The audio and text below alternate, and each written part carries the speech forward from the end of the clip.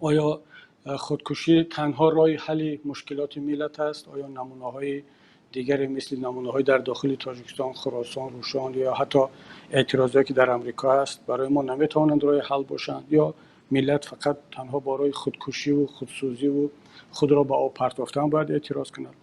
این موضوع نیست که من این را از قبل انتخاب کرده باشم. اصلا برای یک سیاستمدار یا یک حرکت سیاسی ضرورت هم نداشته باشد شاید که به این موضوع وارد شود. اما ما می‌بینیم وقت‌های اخیر، این یک دو سال اخیر هم نه، خیلی سالها شد که یک تاجیکستانی، یک تاجیک وقتی که می‌خواهد اعتراض کند، حالا مهم نیست که به کی اعتراض می‌کند، به حکومت، به خانواده‌اش، به همسرش، به جامعه اعتراض کند، تنها راه حل رو در خودکشی می‌بیند. وقتی که آمادگی می‌دیدم به این موضوع و فکر کردم که چرا در جامعه ما این حالات زیاد شده است، یک کمتر وارد سرچشمه‌ها شدم و خیلی فکت‌های جالب برایم آشکار شد. معلوم شد که در سطح جهان کشورهای آسیای مرکزی و عموما سابق شوروی و بخصوص آسیای مرکزی در جهان یکی از بالاترین کشورهای هستند که در آن خودکشی زیاد است. ما این سوال است باید فکر کنیم که چرا محض کشورهای آسیای مرکزی، در صورتی که تمام پرزیدنت‌های آسیای مرکزی از پرزیدنت تاجیکستان شروع کرده تا ترکمنستان و تا دیگراش، همش این منطقه را، کشورهای خود را جنت روی زمین میگیرند و سوال با وجود میاد که چرا این مردم، این ملت در این جنت زندگی کردن نمیخواد، دست به خودکشی میزند. این معنی را ندارد که در افریقا و امریکا و آسیا و جاهای دیگر نیست، در اروپا نیست، در جای دیگر هم هست، اما آمار نشان میدهد که در آسیای مرکزی از همه بیشتر است. و مشاهده دیگری من این شد که حتی در خود تاجیکستان عزیز ما هم در همین سال گذشته نزدیک 400 نفر، بعضی آمار میگن 400، بعضیش 390 نفر دست به خودکشی زدن. این آمارهای رسمی هست. ما شاید مثل که همین کرونا ویروس یک آمار رسمی داریم و یک آمارهای غیر رسمی داریم که مردم خودش میدوند که چقدر در خانواده مریضی هست. در خودکشی هم مثلا بسیار حادثه خودکشی شاید میشه، اما اون را در آمار می نویسند که خب از فلان مریضی مرد و شاید که اگر واقعیت رو نگاه کنیم عددی کسانی که دست به خودکشی میزنند در تاجیکستان به مراتب بیشتر است. ولی حالا بیام اطراف همین رقم‌های رسمی صحبت کنیم. من وقتی که سرچشمه‌ها رو نگاه می‌کردم حتی تعجب کردم که در شهر کلاب که همین حادثه اخیری خودسوزی حاجی ظریف واقعا هم شاید باعث آن شد که من این موضوع رو انتخاب کردم، تنها این حادثه یگانه نبوده است. فقط در یک شهر کلاب در ماه مارس در یک هفته 8 حادثه خودکشی شده است. شما تصور کنید در یک ماه نه، هر روز در شهر کلاب یک از در 2 نفر، بیشتر از یک نفر خود را آتش زدن یا دست به خودکشی زدن. خب تصور کنید که همون روز در دیگر منطقه‌های تاجیکستان، سوغد، در بدخشان، در دوشنبه، حصار و جاهای دیگر چقدر بود کسی نمیداند. اگر این رو مقایسه کنیم، چون وقتی که میگن که در یک سال در تاجیکستان نزدیک 400 نفر دست به خودکشی میزند، معنی را دارد که تقریبا در یک روز یک نفر، دوام سال در یک روز یک نفر دست به خودکشی میزند. اما اگر خود شهر کلاب رو بگیریم، فقط در کلاب در یک روز یک نفر در ماه مارس دست به خودکشی زده است. پس معلوم شد که این آمار به مراتب بیشتر است. همون طوری که آماری که درباره کرونا ویروس دادن، گفتن که 50 نفر تا امروز فوت دست از کرونا ویروس، بعد آمدند از گفتن در ولایت بدخشان کوهی 22 نفر فوت دست طبق آمار رسمی. اگر ولایت بدخشان که همگی حد اکثر 5-6% اهالی تاجیکستان را تشکیل میکند 50% فوتیدگان کرونا ویروس را تشکیل کند، پس شما خودتون فکر کنید که در باقی 95% کشور چقدر آمار کشته شدگان بالا هست که مقامات آن را پنهان می‌دارند. اما سوالی ما این آمار نیست هموطنان گرامی. موضوع امروزه ما دروغ گفتن یا نگفتن حکومت نیست که ما عادت کردیم. موضوع اساسی ما این است که چرا ملت تاجیک وقتی که میخواد اعتراض کند حتما باید دست به خودکشی بزند؟ مگر دیگر راه اعتراض نیست؟ مگر وسیله، راهها و شرایط‌های دیگری رساندن اعتراض به جامعه، به حکومت، به والا هر کسی که اعتراض دارد از بین رفتن تماما؟ وقتی که مطالعه میکردم به این نتیجه رسیدم که در دنیا وقتی که ملت یا مردم یا حتی یک انسان میخواهد از حکومتش شکایت کند و اعتراض کند به حکومتش، بسته‌بندی کردم جامعه جهانی را به دو قسم. یک قسم اعتراض ها در جامعه های دموکراتی در کشورهای پیشرفته و یک دسته دیگر در کشورهای غیر دموکراتی که باز کشورهای دموکراتی را میشد به دو قسم تقسیم کرد.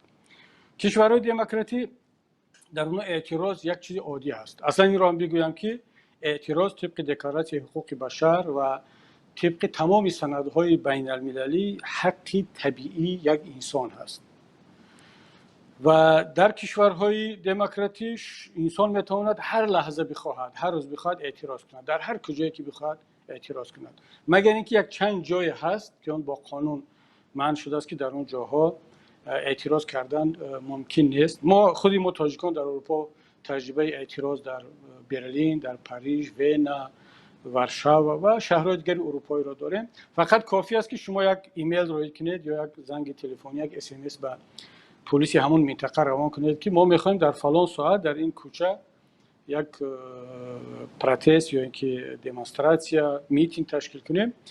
اونها دیگر اصلا هیچ اجازه لازم نیست، مرحمت بیا در همون ساعت در همون کوچه اعتراض خودت را برگزار کن.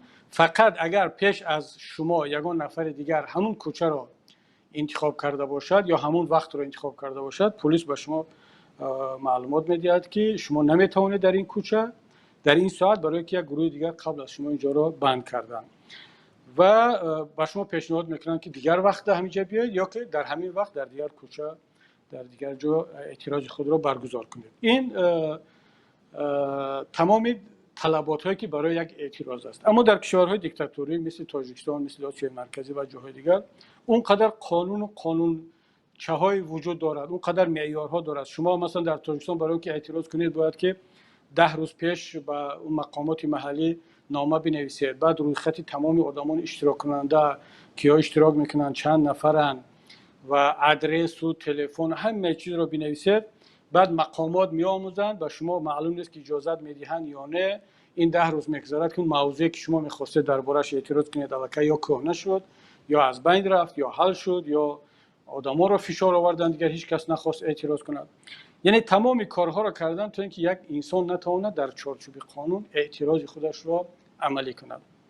و همین است که در این گونه کشورها میبینیم که یگانه راه اعتراض فوری، یک کس میخواد همین روز یا فردا اعتراضش رو به حکومت برساند، دیگر میموند دست به یگان کار بزند که هم بر ضرر خودش است هم بر ضرر جامعه است، مثل همین خودکشی حاجی ظریف.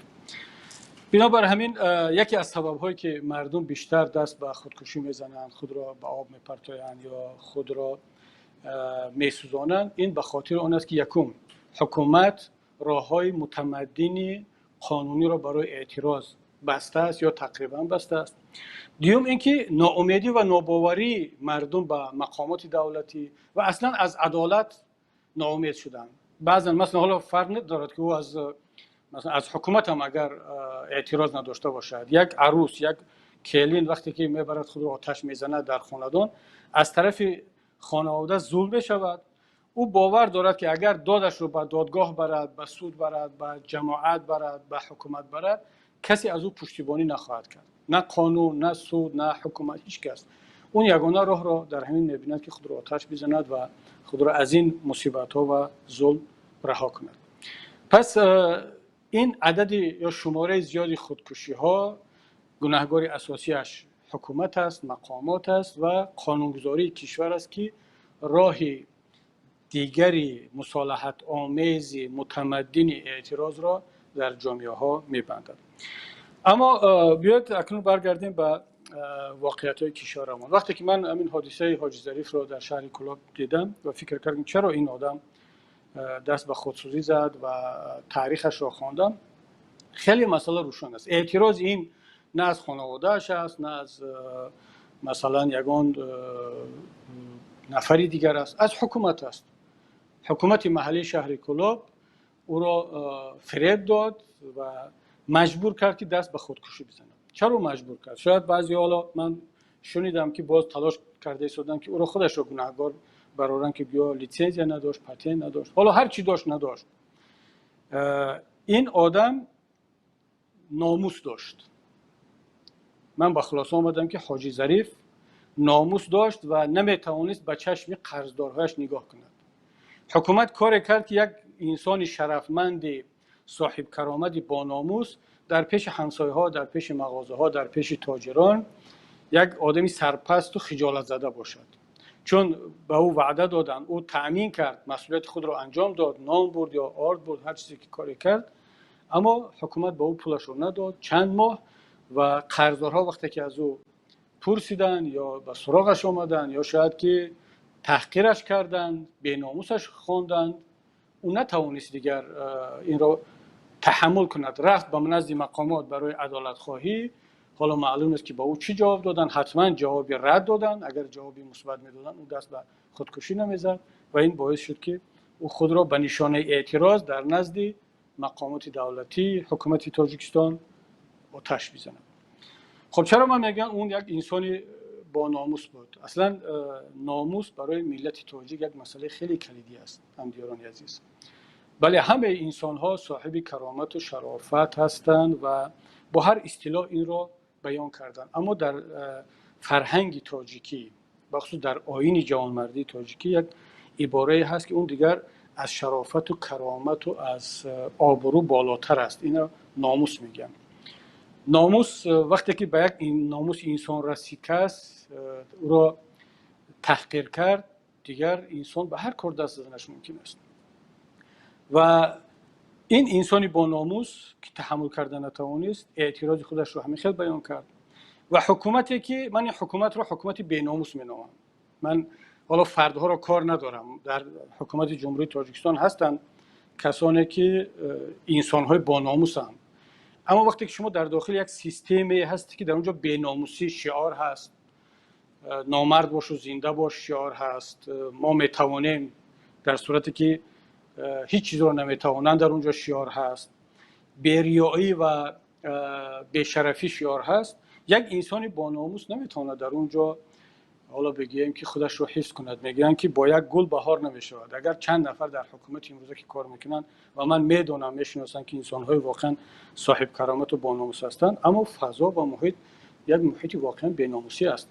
خود حکومت وقتی که حاجی ظریف تحمل کردن نتوانست قرضدار بودن را از دیگران، حکومت جمهوری تاجیکستان حالا که از کشورها و از سازمان‌های بین‌المللی و از بانک‌های دنیا قرضدار است، فقط از خطای همسایه‌مان 50% قرض خارجی ما از یک خطای هست.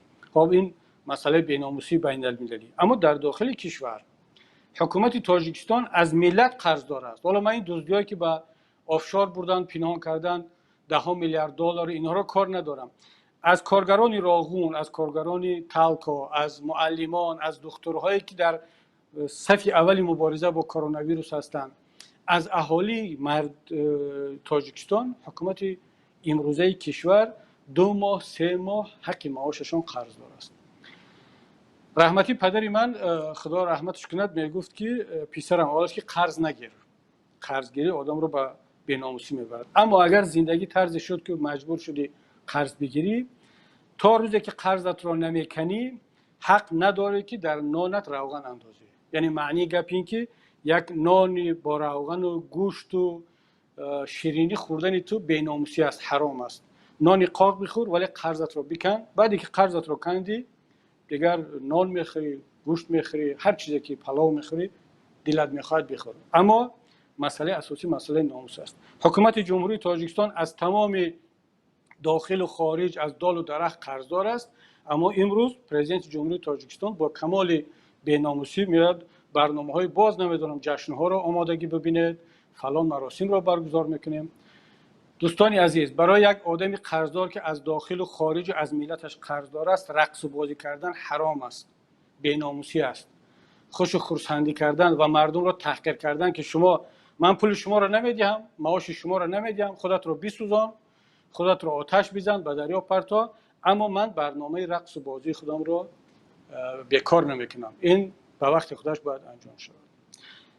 وقتی در یک فضای بی‌ناموسی حاجی ظریف نمیتواند دیگر زندگی کند. کاش حاجی ظریف خودش رو آتش نمیزد، کاش عروس کلین یک جوان خودش را به دریا نپرتاید. کاش این ملت بیاد بگوید که ما باید تلاش کنیم برای حق اعتراض داشتن علیه حکومت، علیه بی‌عدالتی جان خود را حفظ کنیم. از کشته شدن، از آتش کشیدن خود بدانید ملتی عزیز، نه حکومت پروا میکند، نه کسی غم شما را میخورد. یک روز دو روز می نویسند، گیره میکنند، فراموش شده رفته دیگر.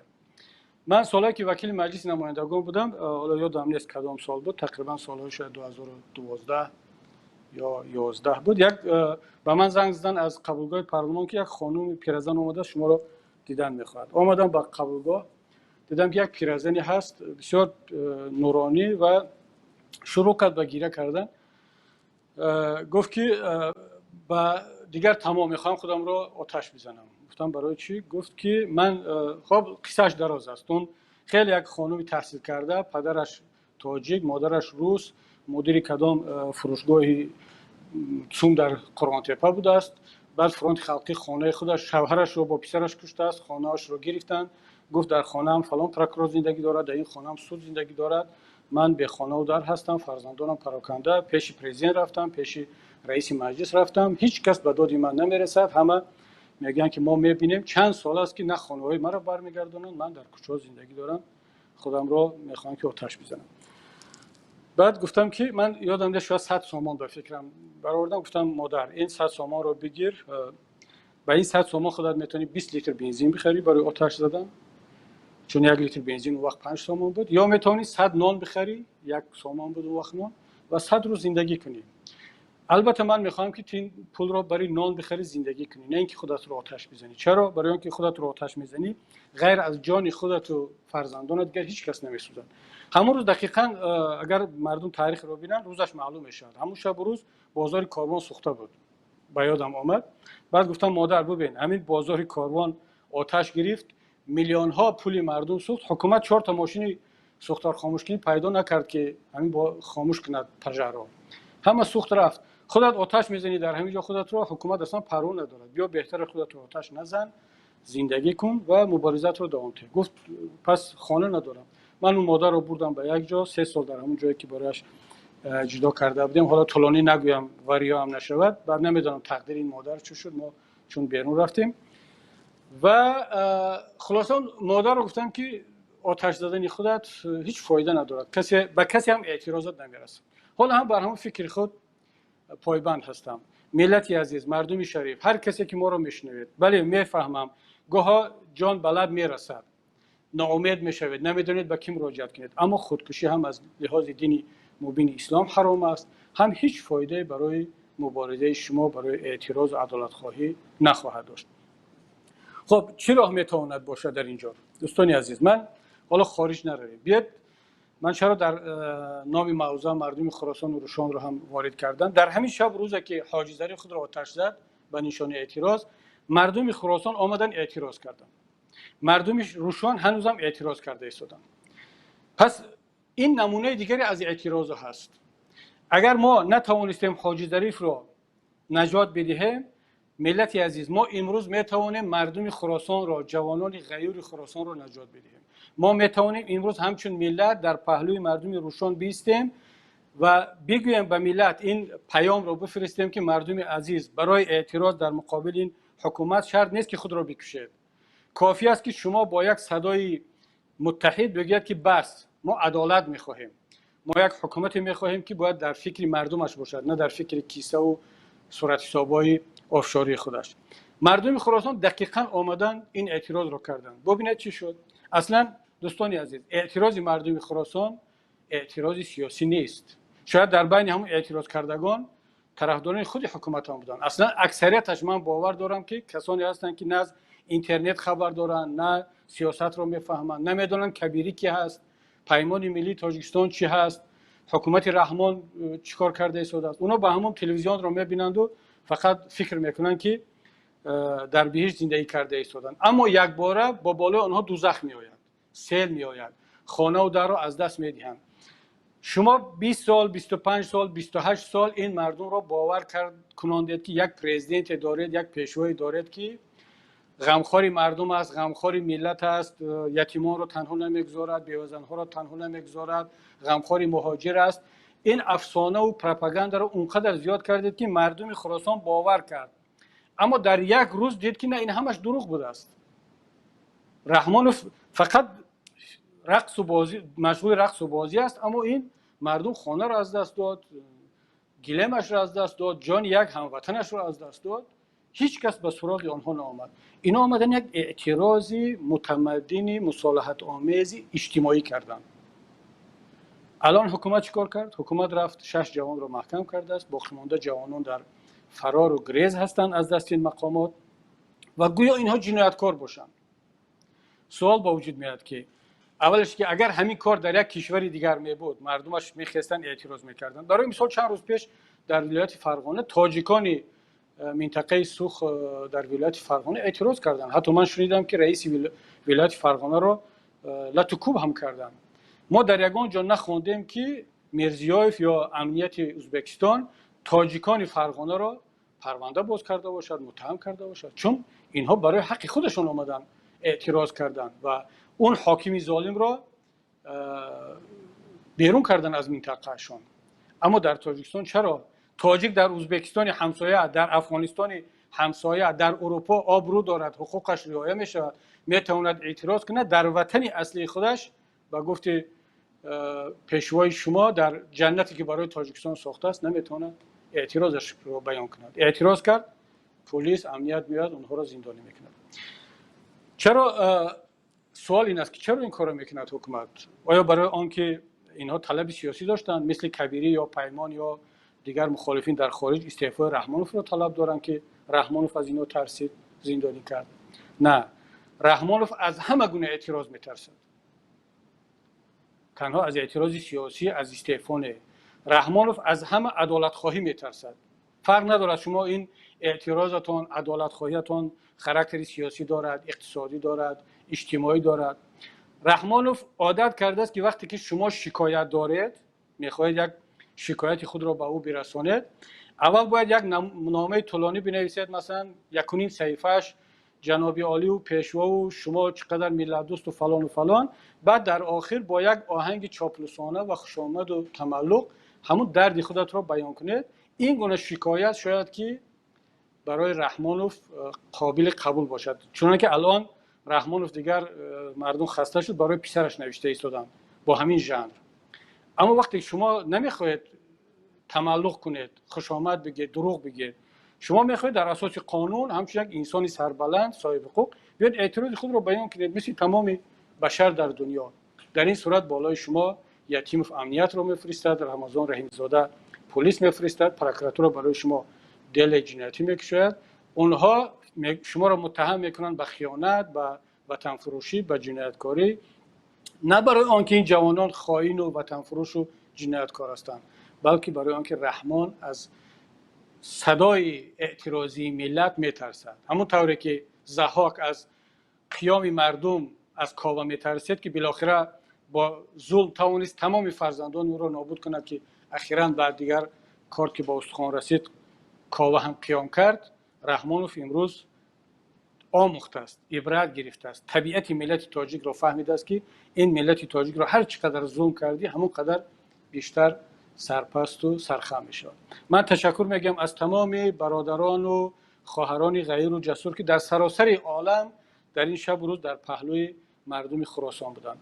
من خواهش میکنم این مقاومت خود را برای دفاع از مردم خراسان ادامه بدهید. اگر خدای نکرده حکومت باز توانست این جوانان را به دادگاه بکشد، گناهکار کند، اون جوانان دیگری فراری را که اونا فرار نکردن، اونا کجا هیچ جا نرفتن، اونا در داخل هم کشورن ولی از پلیس کشور خود میترسن، اگر میان آنها را بشکند، بدانید که باز عدالت خواهی، غیرت و جسارت ملت تاجیک برای 10 سالهای دیگر شکسته خواهد شد.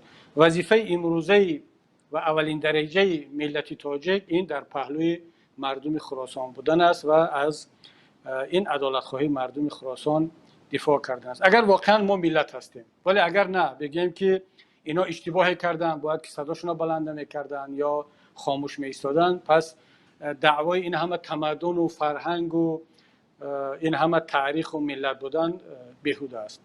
این چنین مردم روشن دوستانی عزیز، من این لحظه‌ای که صحبت کرده ایستادم باز شنیدم که حکومت دارد یا لشکر میکشد، آمادگی میبیند به طرف روشن.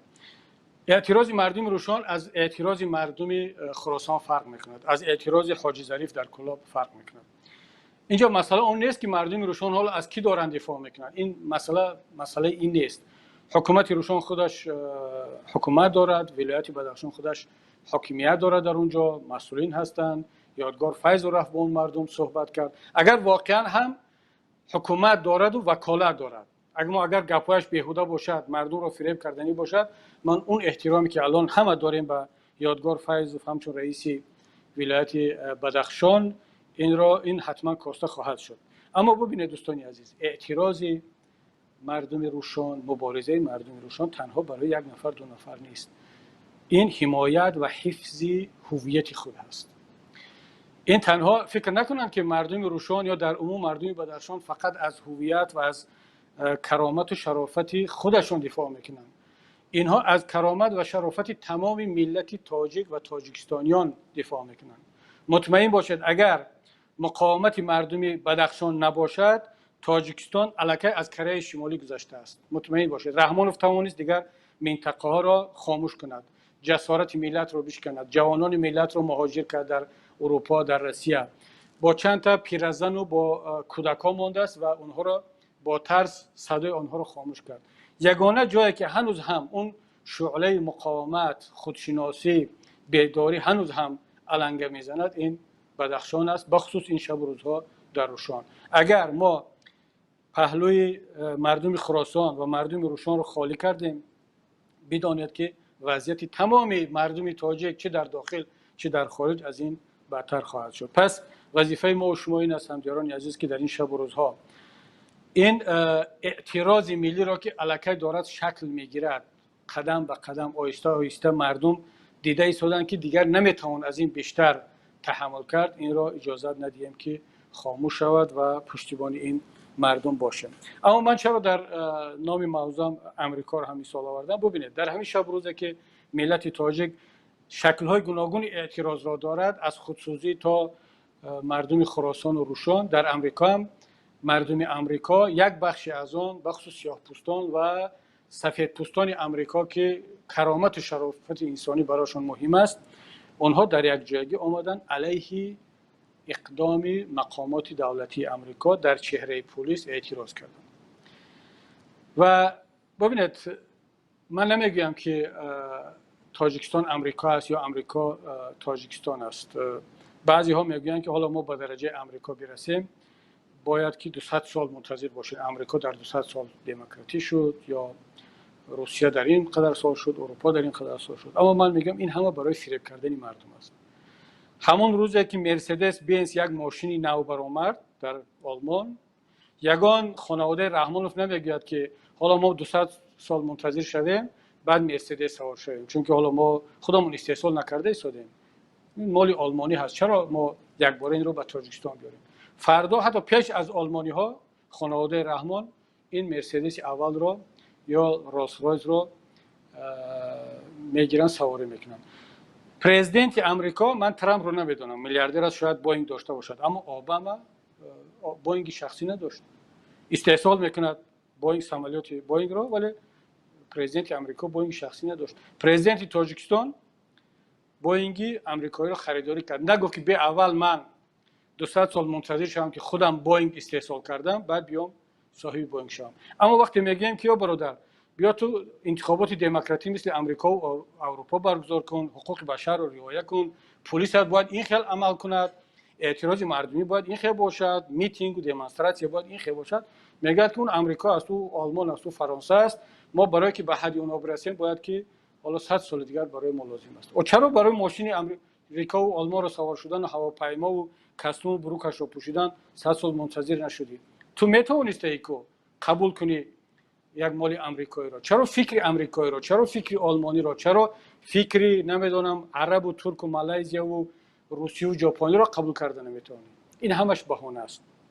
حالا کمتر از موضوع دورتر رفتیم، اما وقتی که درباره اعتراض‌های امریکا را مشاهده میکنیم، ببینید ترامپ هم خواست که با نیرو اعتراض مردم امریکا را بوقی کند و حتی تهدید هم کرد.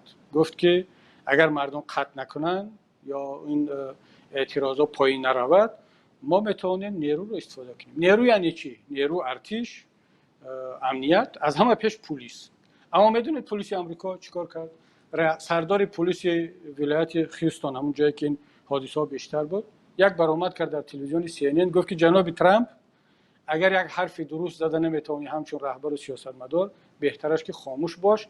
ما خودمون پلیس میدونیم که با مردم عزیزمون چیکار کنیم، زبان میابیم و این مردم حق دارد اعتراض کنند.